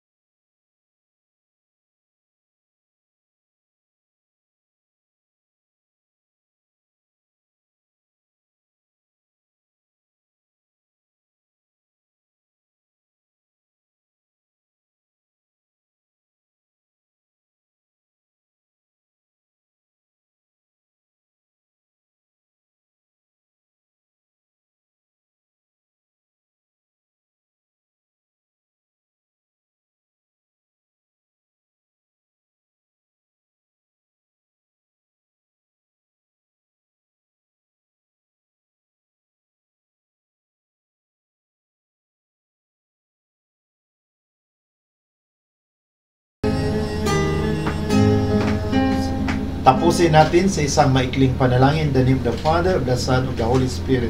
Amen. Panginoon, basbasan mo ang mga kapatid naming mga viewers sa Facebook and YouTube. At kung sino man ang mayroong makaramdaman, pagalingin mo sila, Ama, at hipuin mo ang kanilang makatawan upang maibalik ang kanilang kagalingan at makapagpatuloy sa paglilingkod sa iyo. Sa aming mga kapatid na kasama namin ngayon na naghihirap sa kanilang pamumuhay, kami po, Ama, ay humihingi sa iyong awa na buksan mo ang pintuan ng kalangitan at ipadaloy mo ang iyong pagbabasbas sa aming mga kapatid na nandyan ngayon sa kahirapan. Panginoon, ipagpatuloy mo ang pagpadama sa lahat sa amin sa iyong pagmamahal at pag-ibig na kahit na sa panahong ito sa pandemic, patuloy naming madama na hindi mo kami pinababayaan. Kasi ikaw mismo ang nangako na you will never leave us and forsake us. Kaya sa gabing ito, tapusin namin ang programang ito na may pagpapasalamat at pagpupupuri sa kapangyarihan mong pangalan. Ito ay aming idinadalangin in the mighty name of Jesus Christ our Lord. Amen. In the name of the Father, and of the Son, of the Holy Spirit. Amen. Palakpakan natin ang Panginoon.